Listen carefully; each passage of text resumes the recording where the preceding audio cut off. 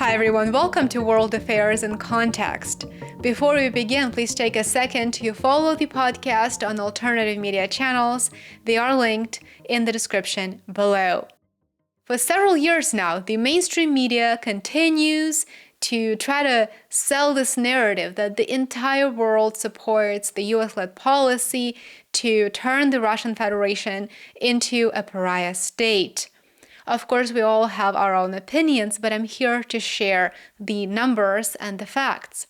And if you look at the numbers, it turns out that the narrative that is pushed by the mainstream media does not have one leg to stand on.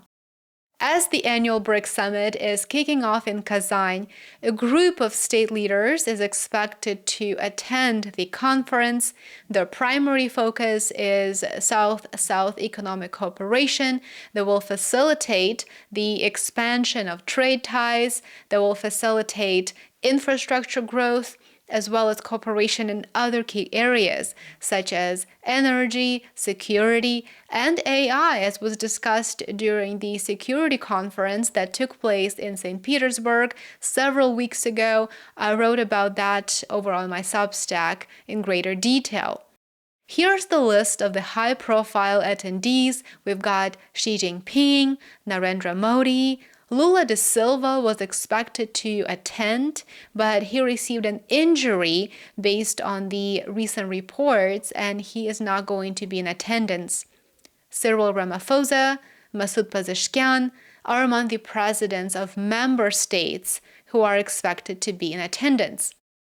You may have noticed that there is the second group of attendees, and those are the presidents of non-member states. Non-member states are going to be represented at the highest level. We've got Turkey's Erdogan, Alexander Lukashenko of Belarus, Holersuh of Mongolia, we have Luis Arce of Bolivia, Nguesso of Congo, and Sissouli of Laos.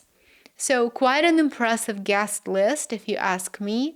Leading up to the actual summit, multiple bilateral and multilateral negotiations are taking place.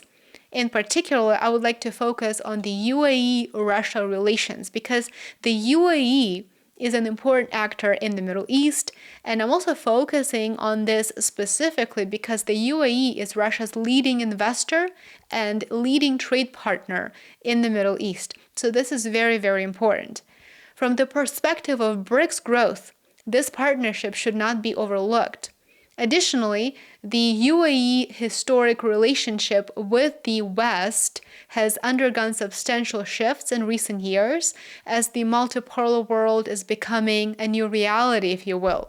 So the UAE has shifted towards more of a balancing act where it positions itself in a way that allows it to benefit from its strong ties with the United States, which is, of course, one of its main sources of technology and military equipment and weapons, as well as developing and strengthening ties with China, Russia, and other states that technically belong to the global majority or the global south, however you want to refer to the group.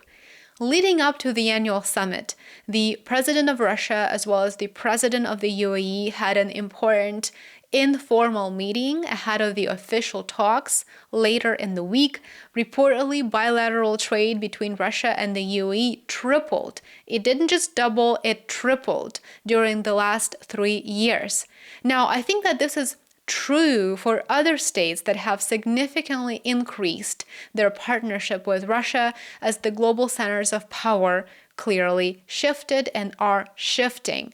One of the reasons why I wanted to focus on the UAE-Russia within the scope of the BRICS Plus bloc association is because it serves as an excellent example of how multipolarity works. Despite massive differences, the new format enables states to find and to pursue common goals. And this is something that benefits a range of countries that become transit partners or that collaborate on certain projects.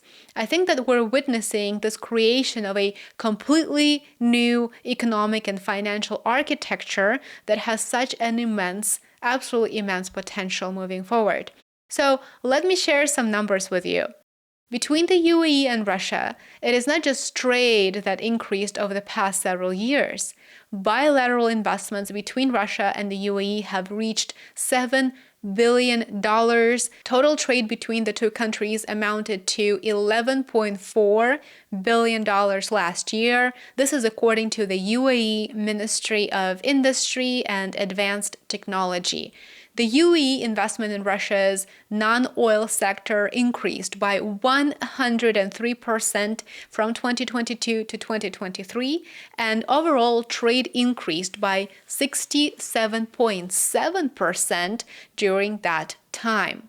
It has been announced that both sides are pursuing further bilateral collaboration, specifically focusing on the economy, on trade, energy, investment, but also on areas that are outside of those industries. The two sides are finalizing a free trade agreement, which will further expand their trade ties and economic partnerships and opportunities. The strengthening ties between the UAE and Russia is an excellent example of the opportunities that are offered by BRICS bloc. Very often, especially here in the West, the focus is on the association as a whole without really taking the time to understand how bilateral relations work and what they do to strengthen and to promote membership in the economic bloc. States are able to expand their influence and to secure access to vital resources that help them develop economically without having to risk their interests elsewhere, as is frequently the case with the EU membership.